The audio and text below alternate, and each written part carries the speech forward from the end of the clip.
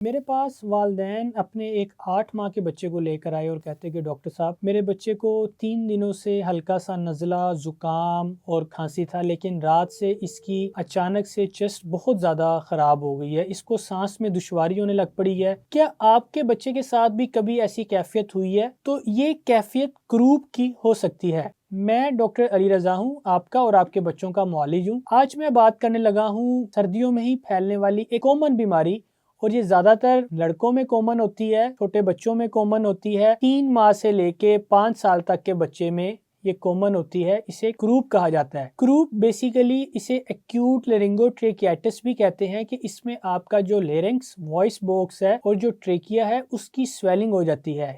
یہ most commonly زیادہ تر ونٹر سیزن میں ہی پھیلتی ہے اور وائرل بیماری ہوتی ہے۔ اس میں بھی آپ کا ریسپیریٹری سنسیشیل وائرس، آپ کا پیرا انفلوئنزا وائرس 1 2 3 اور انفلوئنزا وائرس اے بی ہوتا ہے۔ اس کے علاوہ میزلز جو وائرس ہے وہ بھی اس طرح کی کیفیت کرتا ہے۔ اسی وجہ سے جب خسرہ کسی بچے کو ہوتا ہے تو اس کا جو گلا ہے وہ پک جاتا ہے اور عموماً آواز بھی بیٹھ جاتی ہے۔ والدین کہتے ہیں کہ ڈاکٹر صاحب میرا بچہ روتا ہے تو اس کی آواز بھی نہیں نکلتی، اور بچے بعض اوقات بہت زیادہ کھانسی کرتے ہیں۔ اس میں جو وائرس ہے وہ نیزو فیرنکس کے راستے آپ کے نوز میں اور فیرنکس میں جب جاتا ہے تو آپ کے جو وائس باکس ہے لیرنکس کو وہاں پہ متاثر کرتا ہے، اس کو سوج کرتا ہے، جس کی وجہ سے آپ کے وہاں پہ جو وائس باکس ہے، آپ کی جو سانس والی نالی ہے وہاں پر سویلنگ ہو جاتی ہے، اور آپ کی جو آواز ہے، جو کھانسی ہے، وہ بہت زیادہ بارکنگ کف اور بریزی کف، جس طرح لوگ اسے عموماً شاید میں کتا کھانسی بھی کہتے ہیں، تو یہ کیفیت اس کو بچے کو شروع ہونے لگ پڑتی ہے۔ عموماً یہ وائرل ہوتی ہے، چونکہ اس میں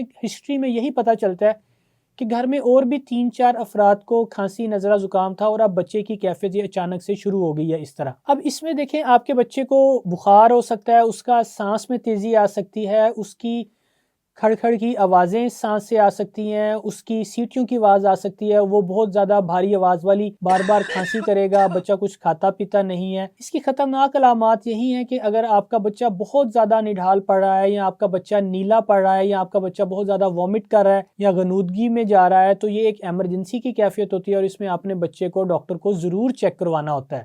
اس کی تشخیص عموماً کلینیکل ہی ہوتی ہے، کہ جب بچہ ڈاکٹر کے پاس آتا ہے تو اس میں بچے کی جو بیماری کی کیفیت ہوتی ہے، جو اس کی کھانسی کی آواز ہے، اس سے پتہ چل جاتا ہے ڈاکٹر کو کہ یہ اس کو کروپ ہے۔ اس کے علاوہ بچے کا CBC کروایا جاتا ہے، اس کا بچے کا سافٹ ٹیشو نیک لیٹرل ویو کروایا جاتا ہے، جس میں سٹیپل سائن دیکھا جاتا ہے، اس سے بھی کیفیت کا پتہ چل جاتا ہے۔ اس کے علاوہ لینگوسکوپی کی جا سکتی ہے۔ تو اس میں جو ٹریٹمنٹ ہے، اب وہ اس کی سمپٹومیٹک ٹریٹمنٹ ہی ہے۔ آپ نے سب سے پہلے بچے کی جو ایئر وے بریدنگ سرکولیشن ہے ایمرجنسی میں، وہ دیکھنا ہے کہ بچہ سانس آسانی سے لے رہا ہے۔ اس میں آپ نے بچے کو ریسپک ایپینیفرین سے بار بار 20 سے 25 منٹ بعد نیبولائز کرنا ہوتا ہے۔ وہ جو بچے کی جو سانس کی نالی میں جو سوجن ہوئی ہوتی ہے اس کو بہت حد تک مینیج کرتا ہے۔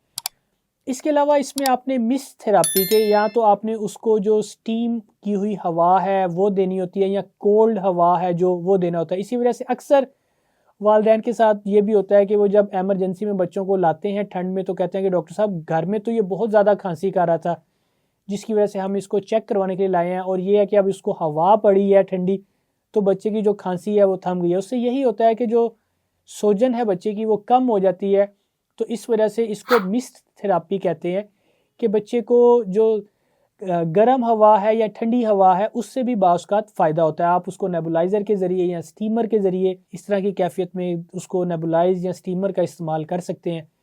اس کے علاوہ آپ نے جو بچے کو بہت زیادہ سانس میں رکاوٹ ہو رہی ہے اس کو آکسیجن تھراپی کرنی ہوتی ہے، آکسیجن دینی پڑتی ہے بچے کو۔ اس کے علاوہ اس میں آپ نے اسٹیرائڈز ڈیکسامیتھاسون کا استعمال کیا جاتا ہے، IM دیا جاتا ہے، یا بچے کو پھر اورل بھی دیا جاتا ہے۔ چونکہ یہ ایک وائرل بیماری ہے، اس وجہ سے اس میں کوئی بھی برونکو ڈائلیٹر یا اینٹی ہسٹامین، اس کے علاوہ اگر آپ کو کوئی انفیکشن، سیکنڈری انفیکشن کی کیفیت محسوس ہوتی ہے، اس میں آپ پھر بچوں کے لیے اینٹی بائیوٹک سیرپ کا استعمال کر سکتے ہیں۔ اس کے علاوہ آپ نے بچے کی جو پرسنل ہائیجین ہے اس کو بہتر رکھنا ہوتا ہے، بچے کی جو صفائی ستھرائی ہے اس کو، ارد گرد کا جو ماحول ہے اس کو اچھا رکھیں۔ بچے کا جو سن ایکسپوجر ہے وہ ایک ایڈیکویٹ ہونا چاہیے، بچہ ماں کا دودھ پیتا ہو، وہ بچے کو اچھی اینٹی باڈیز دیتا ہے ایسی کیفیت میں۔ امید ہے میری آپ کو آج کی یہ ویڈیو فائدہ مند ثابت ہوگی اور آپ کی معلومات میں اضافہ ہوا ہوگا۔ کسی بھی بچے کو کوئی ایسی کیفیت محسوس ہوتی ہے جس کی بھاری آواز والی